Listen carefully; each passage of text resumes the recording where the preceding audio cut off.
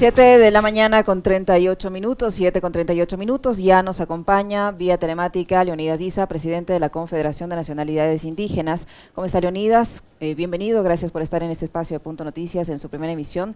Le saludamos a Alexis Moncayo, quien le habla, Licenia Espinel. Ayer la CONAIE ofreció una rueda de prensa en la que dio a conocer algunas medidas que tomará para vigilar las actuaciones de los legisladores de Pachacuti frente a este proceso de juicio político en la Asamblea Nacional. Ayer escuchábamos a una de las representantes de Pachacuti, la señora Molina, la asambleísta Molina, decir que incluso ellos habrían recibido amenazas de muerte, que les están presionando en este proceso. ¿Qué hay de cierto? ¿Qué conoce usted al respecto?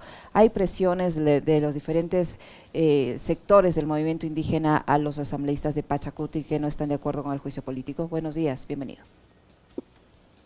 Buenos días, un abrazo, estimado Alex, estimada Lecenia. Creo que estamos en un momento político, en un escenario político, una coyuntura muy compleja, donde necesitamos ser absolutamente responsables con los criterios que emitimos. Lo que no viene de algunos asambleístas, como la asambleísta que ha sido mencionada, que actúa realmente con toda la verborrea, que no corresponde a la realidad. Acusar por acusar, generar cualquier conflicto. ¿Se puede imaginar lo que está diciendo? Están dispuestos a asesinar. Oiga, ¿pero quién? Que pruebe. A mí, justo saliendo de paro del junio 2022, nosotros el 2 de julio, ese sábado, era la primera vez que llegamos a la comuna después de esa jornada, ¿no? Y se puede imaginar, fue a poner una denuncia diciendo que nosotros hemos estado tras de ese hecho, donde había ido a accidentar en un hecho absolutamente independiente de todos los escenarios políticos. O sea, si está dispuesto a hacer eso, pues no me sorprende todas las acusaciones que vendrá, y efectivamente es únicamente para justificar políticamente y seguir salvaguardando los intereses del gobierno, porque eso es lo que son. ¿Cómo está, Leonidas? Qué gusto saludarle, buenos días. Hay algunas, digamos, intervenciones o declaraciones de legisladores de Pachacuti y de integrantes de Pachacuti que suman a la polémica en esta coyuntura compleja que vive el país en general, pero que de forma particular también está viviendo el movimiento indígena y su brazo político. A propósito de la rueda de prensa que mencionaba Licenia, que se cumplió ayer, usted ahí mencionó el nombre de un personaje que estuvo con nosotros hace unos días acá y que cuando nosotros le mencionábamos su nombre, el suyo, ella se refería a usted como una persona autoritaria, prepotente. Me refiero a Cecilia Velázquez. ¿Qué es lo que está pasando? Cecilia Velázquez, además, quien aspira a ser coordinadora del movimiento Pachacuti en las elecciones del próximo 29 de abril. ¿Qué es lo que está pasando con personajes como Cecilia Velázquez y el manejo político a la interna, tanto del movimiento indígena como de su brazo político? Yo creo que hay que clarificar los conceptos. A veces nuestra gente no entiende eso o no ha logrado comprender qué es un prepotente, qué es un autoritario. Un autoritario es que gobierna sobre sus ideas, o sea, sobre las mías. No, las nuestras no es así. Son decisiones colectivas que la señora Velázquez ya muchos años atrás, cuando yo estaba de presidente del movimiento indígena, jamás quiso respetar en la provincia de Cotopaxi. Esa es una realidad. Entonces no son mis ideas imponiendo al resto, son decisiones colectivas donde los dirigentes, no por prepotencia ni por autoritarismo, estamos obligados a cumplir con aquello. Yo, por ejemplo, en el movimiento indígena, y que me dieron la posibilidad de reelegir, con mandatos que pusieron de cumplimiento obligatorio a los dirigentes, nosotros simplemente hacemos cumplirla.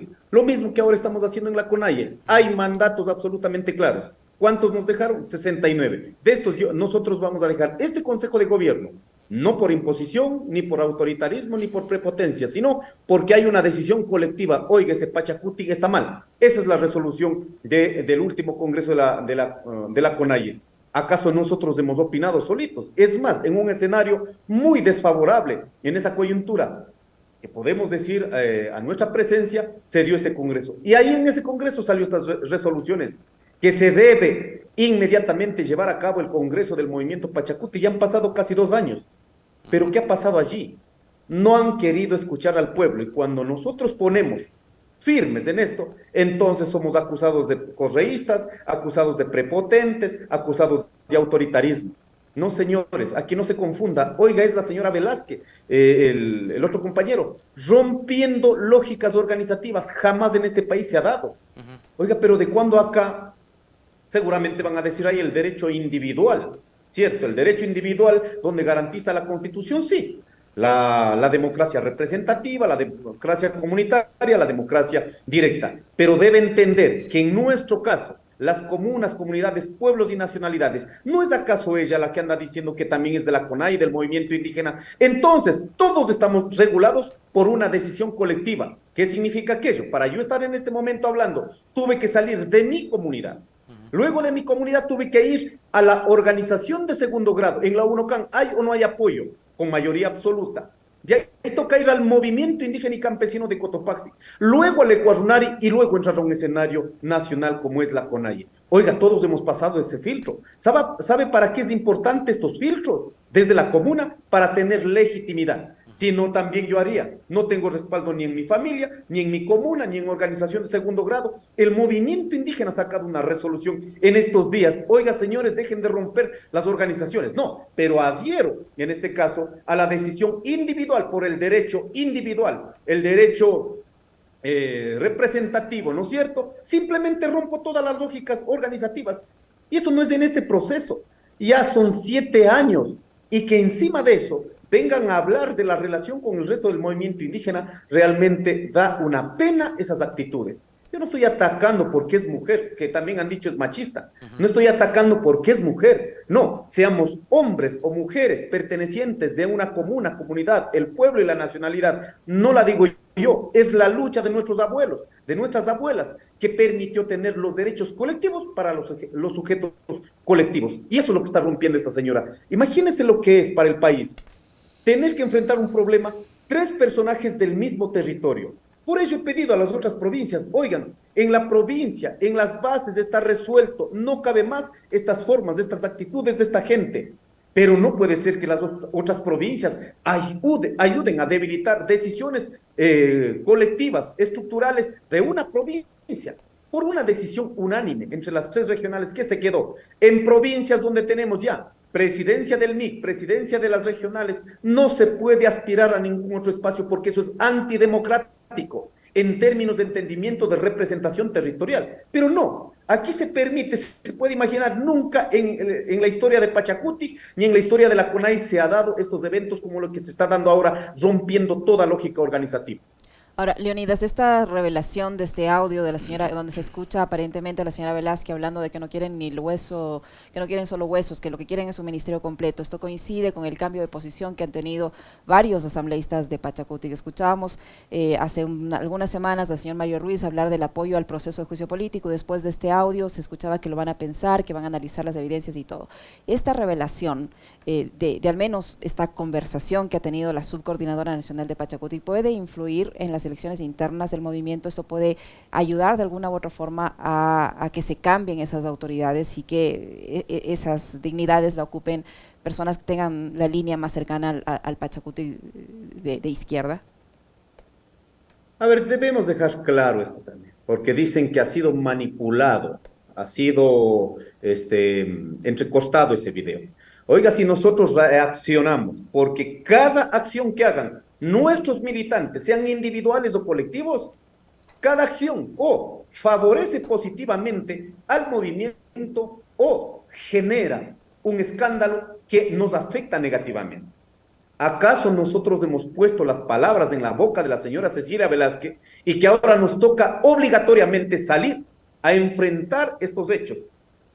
Y resulta que ahora somos acusados de cualquier cosa. No, nosotros no pusimos una sola palabra en la boca de la señora Velázquez. Fueron ellos. ¿En qué reunión? ¿Qué interpretación? La que hayan estado haciendo. Yo hasta ahora no entiendo cómo es eso de un acto de corrupción figurativamente. No lo entiendo hasta ahora. Bueno, son formas de justificación estos hechos. Yo creo que ahí hay un tema político que pasa por la mitad de todo esto. El 22 de marzo, en el Consejo Político de Pachacuti, donde estaban asambleístas, coordinadores provinciales del Comité Ejecutivo Nacional, de pronto digan, fue ISA a imponer. No, yo no estaba en ese consejo político, ya no he participado en los últimos consejos políticos, porque así nos han dicho, autoritario, prepotente, todo. No, no hemos participado. Pero fueron ellos mismos, por mayoría absoluta, que dijeron, pasa el juicio político y tiene que ir por juicio político. ¿Y de cuándo acá, vuelta de noche a la mañana, están cambiando? Es un escenario político que están favoreciendo a una política neoliberal de este país. No miren solo únicamente a Guillermo Lasso como sujeto, no, tras de aquel hay una política del Fondo Monetario Internacional neoliberal que no ha ayudado a la política económica social de este país, sino ayer di a conocer todos los elementos, los datos estadísticos, económicos, cómo ha sido manejado en estos 2 años. Y nuestra gente sigue pensando que el problema en este país es el correísmo y el anticorreísmo. Y los únicos que se favorecen, ¿quiénes son? Los mismos que han maniatado la política en los últimos años. Oiga, señores, la política no es ese límite. La política es mucho más amplio. Miremos los problemas en el día a día. Y quiero decir para los que han ido cambiando el criterio político en estos últimos días, ellos seguramente estaban calculando que políticamente iba a cargar la decisión la Corte Constitucional. Pero la Corte Constitucional no define un escenario político. La Corte Constitucional dictamina la admisibilidad sobre un proceso riguroso, donde tiene que ver con 3 momentos específicos o 3 argumentos específicos. Primero hay los hechos de base, donde se analiza, donde analizan sistemáticamente, de manera organizada, qué es lo que pasó. Luego pasan a los hechos inferidos. Estos, ¿qué significó? Y en términos legales, en términos procedimentales. Y un tercer momento analiza y llegan a conclusiones, a hechos conclusivos. Entonces, no es pues una interpretación como pretenden ahora decir que no, los correístas están tras de todo esto, sino realmente hay que ser responsables con este país. Si no diferenciamos una lucha real frente a la situación real, simplemente va a quedar especulando, defendiendo tesis que no corresponden en este momento. Leonidas, tengo algunas preguntas, una que me traslada un oyente y después le quiero plantear una mía.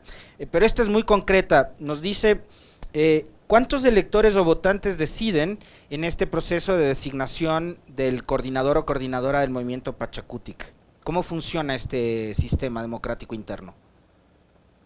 Bueno, en este momento está convocado bajo reglamento a 50 adherentes por cada provincia. En el anterior proceso democrático convocaron a 20 por cada cantón. No sé cuál es el cambio que han decidido en ese proceso. Lo que pedimos aquí es, el 22 de marzo también resolvieron, en provincias donde hay unidad entre la coordinación y la organización, simplemente hacen una sola lista y avanzamos. En provincias donde ha habido disputas, ha habido separación, ha habido división, simplemente se respeta. Adherentes, no estamos diciendo ni siquiera militantes ni de pronto dirigentes, adherentes que vengan desde las organizaciones y adherentes, lógicamente, que controlan los coordinadores, lógicamente bajo un procedimiento propio. ¿Cuál es? A través de la designación en los consejos políticos de cada provincia. Eso dice la regla, eso dice el régimen orgánico y el reglamento. ¿Tienen que llegar con su carnet de adherente a Pachakutik o no? Debe tener adherente permanente. De lo que vi su candidato es Churuchumbi, ¿no? Porque Guillermo estuvo ayer acompañándolo en la rueda de prensa. A ver, esto también hay que dejar claro. Aclaremos. Se individualiza la política. Guillermo Churuchumbi no es el candidato de ISA. Dice, como son correístas, entonces entre ellos se están protegiendo. No, señores. ¿Pero qué va a hacer correísta Churuchumbi si se enfrentó con Paola Pavón en la elección por la prefectura? Pero por favor, ¿se puede imaginar lo que esta gente, a no tener tesis política, claro, lo que andan metiendo en nuestras bases, mintiendo? Por eso quiero pedir a los hermanos de la costa ecuatoriana, oiga, dejen de caer en cuentos, en chismes, en mentiras. Lo que diría Martín Heidegger, por ejemplo, esta gente lo que son es sujetos en estado interpretado. No piensan, no hablan por sí mismos, sino escuchan chismes, viven de las cosas, de los ávidos de cosas, o sea, en otras palabras, viven del chisme. Oiga, compañeros de la costa ecuatoriana, necesitamos ampliar, no pueden quedar en los chismes que han ido metiendo en la semana tras semana. Y yo he escuchado, me han enviado audios donde hay una participación, pero lo que nosotros jamás lo haríamos. Y si lo digo aquí de frente. Lo digo públicamente para que esto quede absolutamente claro en ese proceso. Entonces quiero dejar claro, Guillermo Churuchumbi no es candidato de ISA. Guillermo Churuchumbi salió de un proceso riguroso colectivo el 18 de noviembre. Imagínense, ya estamos más de 5 o 6 meses aproximadamente, ¿no es cierto? Donde el 18 de marzo se solicitó garantizar, incluidos los que ahora están de candidatos, incluidos que debemos pensar en una sola lista, la lista de consenso para no estar divididos. Nosotros hemos convocado esa lista de consenso, a esa unidad, pero no ha habido la voluntad política de querer unificar al movimiento Pachacuti. Por ello, las 3 regionales, por consenso, las organizaciones, las 53 organizaciones de pueblos y nacionalidades, bases de la CONAIE, el 24 de febrero, en un proceso democrático, luego de que teníamos al compañero Lucho Macas, al compañero Guillermo Churuchumbi, por decisión mayoritaria. Lógicamente habían compañeros que no estaban de acuerdo, pero hay una decisión de absoluta mayoría, a las cuales nosotros, ¿qué hacemos como dirigentes? Sostener una decisión colectiva. No ha sido individual, ha sido sobre resoluciones de las provincias. Y el hecho de que le acompañe en esta rueda de prensa, de que usted le haya acompañado en la campaña electoral para las seccionales, no quiere decir que es su candidato. Pero por favor, no he acompañado solo a Guillermo Churuchumbi, a los que más me insultaban anterior a la campaña. Me he ido a las provincias, incluso a dar la cara. A ver, díganos ahora de frente, nosotros somos del movimiento. Yo logré visitar 18 provincias, incluido Galápagos en el proceso de campaña, entonces no ha sido escogiendo. También han dicho que el señor Riza en el 2021 no trabajó por Yacu Pérez. Trabajé el 200% en mi provincia. En ese tiempo no era presidente ni regional ni nacional, sino presidente del movimiento indígena. Por lo tanto, ¿usted cree que la señora que ahora insulta, cree que ganó por su referencia? Oiga, por favor, ganó por nuestra lucha. O sea, les regalamos la asamblea para que venga a insultar a los dirigentes, quienes sostuvimos su candidatura. Leonidas. Así es el pago. En este caso. Leonidas, queda clarísimo el tema y yo de acuerdo con usted que creo que no hay que personalizar en este asunto. Más bien vamos a los temas más de fondo y quizás más programáticos, más orgánicos. Yo le quiero mencionar un extracto, una parte de una conversación que tuvimos hace pocos días atrás con Agustín Burbano de Lara, hablando justamente en medio de esta coyuntura del juicio político y todas las series de rumores, de especulaciones que hay con respecto de la compra de votos, compra de conciencias al interior de la Asamblea Nacional y el rol que, por ejemplo, ahí han desempeñado algunos personajes vinculados a Pachacutic. Ricardo Vanegas, Patricia Sánchez, la misma señora Gisela Molina, la subcoordinadora Cecilia Velázquez, hoy Mario Ruiz, que ayer la escuchaba en una entrevista con Carlos Vera, no sé si usted la vio. Si no la ha visto, sería bueno que la vea para que también ahí saque conclusiones con respecto de... él sigue con el cuento de que no hay que hacerle juego al correísmo y que el correísmo actualmente tiene un acuerdo con el gobierno y que esto es delirante, ¿no? No sé qué vaya a opinar usted, Leonidas, sobre eso, pero Mario Ruiz ayer en la entrevista con Vera decía que el juicio político es casi que acordado entre el correísmo y el gobierno. Es una cosa de locos, pero bueno, para lograr impunidad y no sé qué, bueno, es el mismo relato, en fin. Pero lo que nos decía Agustín Burbano a propósito de todo este asunto, de la compra de conciencias, de ese clientelismo que hay, es que la élite de Pachacuti quiere participar en el sistema político corrupto en el que están los mestizos, montubios y blancos. Ellos buscan el derecho de ser parte de ese tipo de corrupción. Estas élites, ¿no? Nos decía...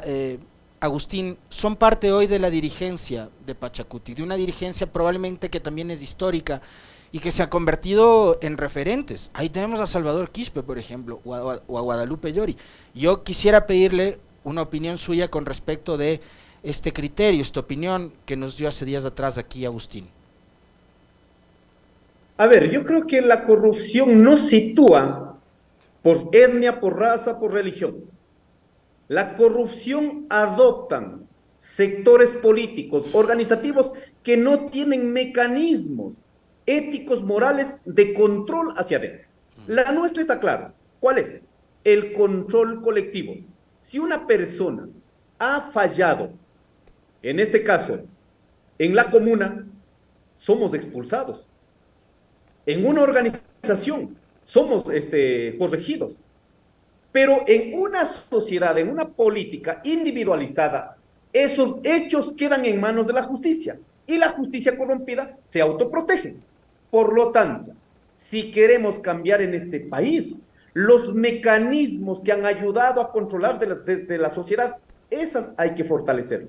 Las que en este momento escucho con asombro, las justificaciones de esta gente, cuando incluso el señor Vanegas, la Molina, en una resolución que cuando estaba de jefe de campaña, jefe de bancada, perdón, el asambleísta Quispe, él dijo que va a trasladar esta resolución porque han hecho daño al movimiento indígena. Oiga, pero ¿de cuándo acá? Yo no sé en qué momento está poniendo línea el señor Vanegas.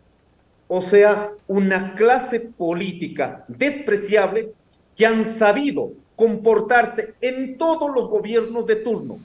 En otras palabras, los camiseteros, peñendo a meter línea en el movimiento Pachacuti, que durante toda la vida hemos luchado para los pobres, para los sectores populares. Cuando eso decimos, acabamos en el lado del correísmo. Oiga, por favor, qué limitada situación. Solo pongo este escenario, ya no voy a profundizar en el tema ni teórico ni cientista. Estamos más de 10 años en esta dicotomía del correísmo-anticorreísmo. Cuando estaba el correísmo fuerte, entonces el anticorreísmo, ¿quién se montó sobre el anticorreísmo? Toda la derecha de este país, ¿cierto? Entonces, como tenían que acabar con Correa, se montaron todos. Entonces, yo, Leonidas Issa, 2010, incluso hasta mi esposa lo encontré en una marcha luchando contra las políticas de Correa. Pero ahora no las repito, ¿saben por qué? Porque jamás beneficiaría una lucha de los pueblos, sino de los sectores opulentes de este país. 2011, 2012, 2015, si quieren leer. Y resulta que ahora los que dicen ser anticorreístas estaban en la orilla con Correa haciendo contramarchas contra nosotros. Oiga, pero es tan ridículo esto. Entonces, ahora, como tenían que acabar con el correísmo, entonces invitaron a Lazo a conversar en el Hilton Colón, en las concentraciones, bueno, lo que ya conocemos, ¿no es cierto?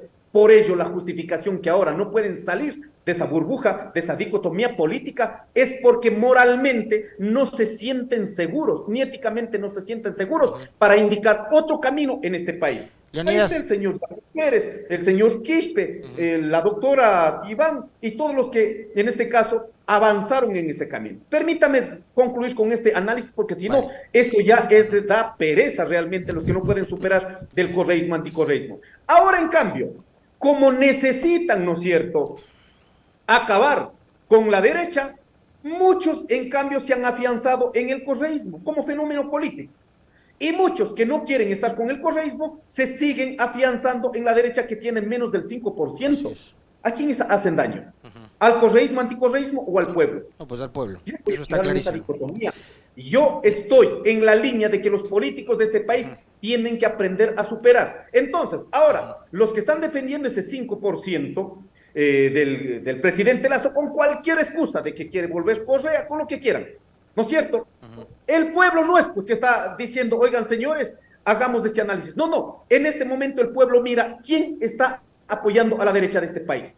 Y ahí aparece Pachacuti, con total impunidad, con una mediocridad, justificación de cualquiera. Y sabe una cosa, después de esto, que acaben al Pachacuti estos asambleístas, ¿sabe quién catapultará políticamente? Será el correísmo. ¿Y será culpa nuestra? No, señores, son de estos asambleístas que han quedado en el límite de esta política bipolar, donde no pueden analizar más allá de ello. Miren la realidad de este país, la inseguridad, falta plata para educación, para salud, cuando los recursos sí ha habido, lo hemos demostrado con datos, la exportación petrolera, el ingreso incluso de la deuda externa, ¿dónde está la plata? Eso lo que no ha generado realmente decisiones políticas en este país, ha generado reacciones en el sector de la sociedad. Le pregunto a usted, Leonidas, a propósito de una serie de relatos, de discursos, de intervenciones, de entrevistas que hemos escuchado en los últimos días. el miedo de que regrese Correa, ¿no? Entonces ya medios digitales empiezan a especular, no sé, tienen una bola de cristal, y se basan mucho en el chisme, ¿no? Entonces se dice que vuelve Correa. A Lasso, a la derecha, a sectores vinculados con la prensa mismo, creo que sí le provoca mucho temor un supuesto regreso de Correa. Por eso escuchamos las cosas que dice Jorge Ortiz o los tweets que pone, por ejemplo, Diego Ordóñez, Pazares y todos estos personajes. Yo le pregunto a Leonidas Issa, a usted, un presunto regreso de Correa, ¿cómo le cae? ¿Le cae bien? ¿Le cae mal? ¿Respeta el alcance que como actor político puede tener Correa? Como él, por ejemplo, entiendo, respeta el alcance que usted tiene como dirigente máximo del movimiento indígena. ¿Qué opinión tiene usted de Correa y de un posible regreso del expresidente? A ver, primero a todos los que andan con miedo, dando la vuelta, justificando que regresa Correa, entonces, si no quieren que regrese Correa, hagan bien las cosas. Si siguen así, con esa estúpida idea de que regresa y por eso están cavando el hueco para sí mismos. Oiga, si no quieren que regrese Correa, entonces Lasso, ¿qué tenía que haber hecho? Hacer mejores cosas, mejores cosas al anterior gobierno. Pues aquí no viene porque dicen simplemente a las ideas, la política es concreto, los hechos son concretos. Ahora, que si me preguntan a mí, en tiempo de Correa, y Correa lo sabe absolutamente y lo he dicho públicamente en los medios de comunicación cuando han preguntado, 4 cosas lo que jamás nosotros, no por acto de contrición o cuestiones así, jamás aceptaríamos en ningún proceso, gobierno que se autodefina de izquierda, de derecha, lo que fuere. Primero, la plurinacionalidad es una realidad. No puede estar bajo tutela de los que crean cómo va a ser la plurinacionalidad. Las instituciones milenarias no están allí, en el Ecuador, en la sociedad ecuatoriana, no están allí desde que se llama Ecuador. No, nosotros estamos miles de años atrás aquí, en lo que ahora se llama Ecuador. Entonces la plurinacionalidad no fue respetada, a la cual hay que profundizar, no solo con los gobiernos de turno, sino con la sociedad. Por ello no quiero quedar en una política de los gobiernos únicamente en esos límites de tiempo. Segundo, jamás nosotros aceptaríamos que una casa de la CONAIE, que fue luchada, conseguida a través de la lucha, haya sido quitada, vilipendiada en esos tiempos. Yo estaba de guardia comunitaria en ese tiempo, y los que dicen que somos correístas, nosotros tenemos clarito. Tercera cuestión, nosotros hemos dicho en qué momento se profundizó más el problema minero. ¿Realmente la minería está dando opciones económicas en este país? Le demostramos que no. Entonces, ahí está mal conducida la economía política, la política económica en este país. Y el cuarto tema, que ahora también hacen todos los gobiernos de turno, que dijimos, ningún proceso de división para que sea oxígeno para los gobiernos de turno. Estos 4 elementos lo he dicho con absoluta soltura. Y los compañeros, sobre esto, nuestros compañeros y cualquier sector político, los que quieran debatir sobre hechos concretos, pero que lleven a discutir los temas estructurales. Ahora, sobre la pregunta si viene o no viene, miren, si viene, está allí, pues será ya la decisión también de ese sector político. Pero aquí no pueden venir a poner miedo. Yo creo firmemente que sí es posible ampliar más allá de los temores de que puede pasar con un sujeto, 2 sujetos o lo que fuere. Necesitamos ampliar el debate político en la sociedad y no queden decidiendo con mentiras, chismes sobre los temores que pueden provocar en el futuro. Cada sector político ha logrado construir su referencia política. La respetamos absolutamente. La centroizquierda, la izquierda, los que denominan socialistas, los que denominan, en este caso, de la centroizquierda, o también la derecha, o la derecha pura también en este país. Leonidas, hace pocos instantes el jefe de bloque de Pachacuti, en una entrevista con el canal Ecuavisa, ha dicho que el movimiento plurinacional que surgió como ala de la CONAIE, es decir, Pachacuti, ya no pertenece a los indígenas, ni a los mestizos, ni a los negros, ni a los blancos, sino a todos. Ahí como justificando una eventual posición que van a adoptar frente a este proceso de juicio político con ese argumento. Yo le pido, me permita un medio minuto para escuchar las declaraciones del señor coordinador de la bancada de Pachacuti para tener luego su comentario al respecto. Y llamamos a todas las bases, no solo de la CONAIE, sino de las otras organizaciones sociales, porque hay que entender que el Pachakutik no es el Pachakutik de los indígenas, ni el Pachakutik de los mestizos, ni de los negros, ni de los blancos. Es Mario, el Pachakutik de todos. Ahí está, un Pachakutik de todo. Ya no pertenece a la CONAIE, ya no pertenece al movimiento indígena ni a los mestizos, sino a todos. Así se justificará, me imagino yo, una eventual posición que adopte este sector de Pachakutik frente al juicio político, pese a que ustedes como CONAIE han dicho que van a vigilar y que cada comportamiento va a ser analizado con las bases. A ver, hay que dejar claro a todas estas ideas, a veces demasiado generalizadas. El Pachakutik no es de los indígenas, de los mestizos, de los blancos, de los montubios, de los afros. Porque aquí han dicho que la CONAIE quiere apropiar del movimiento Pachakutik. No, señores, lo único que estamos exigiendo es el respeto al lugar histórico que corresponde la CONAIE como papá, mamá de la creación del brazo político. El Pachakutik nació para un proceso de transformación institucional, donde están blancos, mestizos, cholos, montubios, pero con 3 elementos centrales. Primero, una línea política ideológica. O sea, ¿en qué momento rompieron esa línea política ideológica para aceptar que un Vanegas les ponga línea a los pobres? No, están rompiendo la ideología allí. Vayan y lean nuevamente el proyecto político de 1994, dice con absoluta claridad, el límite es de los sectores populares, los sindicatos, las organizaciones sociales de este país, docentes, amas de casa, estudiantes, así dice el proyecto político. No dice aperturamos por ser blancos o indígenas a todos los sectores hegemónicos, económicos de este país. Segundo, en la creación, que esperaría que por favor los asambleístas que andan con esta tesis den un tiempito, lean, porque también hace bien al país tener claridad cómo dirigir a una organización política. Segundo criterio que dice, hay una unidad indisoluble, una unidad orgánica entre lo organizativo y lo político. Y el tercer elemento importante que debemos entender es que este proyecto no es conducida por los líderes caudillescas. O sea, ya estoy 7 años y quiero seguir rompiendo lógicas comunitarias. No, señores. Dice, es un proyecto político sostenida con adherencia colectiva e individual. ¿Para quiénes? Para transformar una sociedad. Son cuestiones mínimas. Para eso tenemos mandatos. ¿Cuáles son esos mandatos? El Amaquilla, Mashua, Amayuya. No podemos nosotros quedar con los principios y mandatos como eslogan de campaña. Eso hay que hacer carne y hueso para, en este caso, diferenciar con los otros sectores políticos y sostener un proceso de transformación real en este país. Hay que unificar, sí, también está determinado en el régimen orgánico del Pachakutik.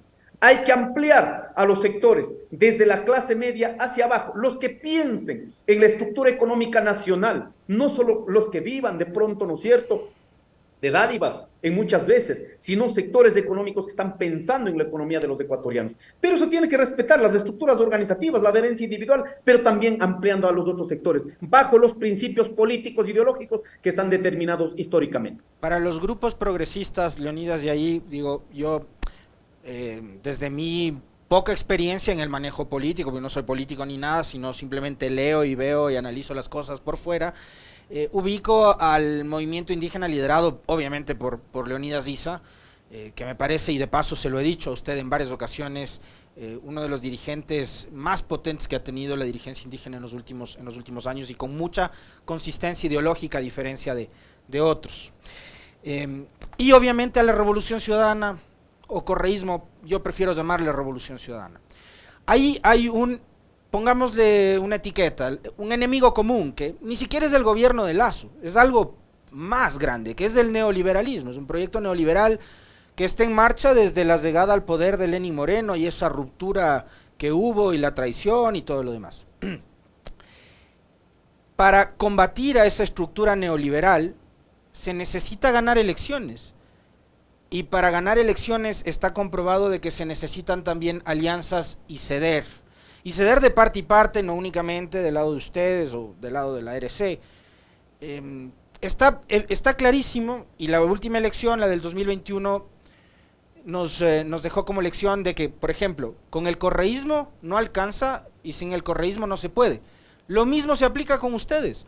Sin la fortaleza política del movimiento indígena, no se puede, y con no alcanza. Se necesita una alianza del progresismo, digo, en el caso suyo, estaría dispuesto a sentarse y conversar. Sobre esto lo hemos hablado varias veces, pero hoy es una coyuntura diferente, porque en medio está este juicio político y la caída de un gobierno de derechas que no sé qué tan herida le va a dejar a la derecha de este país para poder ganar nuevamente una elección. Pero el reto está en que el progresismo pueda unirse y ganar justamente a esa derecha que tiene toda la plata del mundo para financiar esta y las campañas que vendrán. A ver, yo creo que hay que situar en el tiempo, situar y referenciar históricamente. Para ganar las políticas neoliberales, no ha sido solo en los procesos electorales, ha sido mayoritariamente en las calles. Por ello, muchas veces nosotros reivindicamos la lucha directa, la lucha que ha permitido tener resultados inmediatos. No se olvide las movilizaciones del 2001, 2002, 2003, las que finalmente acabamos sacando, ¿no es cierto?, las políticas fondomonetaristas, el ALCA, el TLC, toda esta situación que ahora, en estas coyunturas, lo que han intentado es institucionalmente, para que no se dé cuenta el pueblo, seguir tramitando estos procesos que han hecho daño. O sea, cuando escucho a un presidente de la República diciendo que han logrado firmar con Singapur, creo que es el país donde dicen ya van a poder ir a trabajar los ecuatorianos. Oiga, no está pues pensando en una exportación, vamos a abrir el turismo para que el mundo pueda trasladar recursos a nuestro país. No, no. Lo que está haciendo en este momento, ilegalmente, nuestros compañeros ecuatorianos saliendo de Estados Unidos sin una visa, ilegalmente, ¿qué estamos exportando? Brazos. Eso es lo que está proponiendo el gobierno nacional. Y esto no hemos ganado solo en las elecciones, sino en la lucha de masas, en la lucha en las calles, lógicamente garantizado también en los procesos electorales, que no es únicamente. Ahora, sobre lo que yo sí quiero en este país, y creo, y es urgente, es no individualizar la política. Cuando hay un correísmo fijado por el correísmo, post-Correa, ¿no es cierto?, hay un efecto negativo inmediato, porque creen que hay un patrón ordenando. Se pueden imaginar, hasta también han dicho que Correa ha ordenado. Jamás he hablado con Correa. Conozco de los criterios de manera pública, por las entrevistas o por lo que fuera. Como conozco los criterios del presidente de la República, del ala del señor Ortiz, del ala del señor Vera, de los que sean, conozco de manera pública por esos medios, y sobre eso nosotros cuestionamos o debatimos.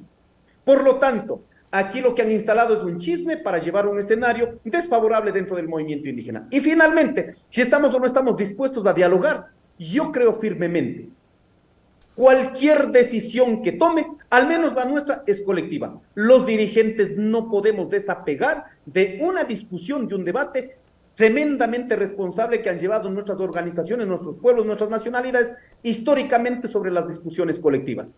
Mientras tanto, seguiremos sosteniendo sobre las condiciones políticas, económicas que han sido analizadas y seguiremos luchando. Muy bien, muchísimas gracias, Leonidas. Se nos quedaron algunos temas, pero bueno, no faltará oportunidad para conversar nuevamente con usted. Solo le pido algo súper rápido en el sentido de ese cambio de posición respecto a una eventualidad de que no se censure al presidente de la República y él convoque a la muerte cruzada. Usted ha cambiado de posición diciendo que ahora ya no va a haber ninguna manifestación, sino que se va a acudir a la Corte Constitucional. No, hay un manejo tremendamente viciado. Nosotros dijimos, la muerte cruzada no corresponde en este escenario. Si pasa la muerte cruzada, haremos hasta el último esfuerzo los mecanismos democráticos que nos permitirá ir a la Corte Constitucional. Pero también hemos dicho, si luego de ese escenario se enciende, hay una ebullición social, también ratificamos lo que salió el 18 de noviembre y el 24 de febrero. Si en ese escenario no vamos a quedar nosotros exentos de participar en luchas que los compañeros o de pronto la ciudadanía, como hemos visto en los dos momentos más importantes de movilización en la última década, 2019 y 2022, que salieron de manera orgánica, pero también de manera espontánea en la población. En esos escenarios no vamos a quedar en silencio, también la participaremos, para que quede absolutamente claro. Vamos a agotar todos los mecanismos jurídicos, constitucionales, institucionales, porque hay una derecha torpe donde dice que un proceso jurídico constitucional, estamos en este caso queriendo un golpe de Estado. Oiga, señores, por favor, creo que ellos mismos también han tenido criterios para sostener en aquello. Solo pedimos que sean respetuosos, así como respetamos también las ideas. Lo que no respetamos es los insultos que nos han propinado todos los días. En este país no puede estar instalado la política a través del insulto, sino a través de un debate. Muy bien, muchísimas gracias, Leonidas. Muy amable por habernos acompañado. Gracias, Leonidas.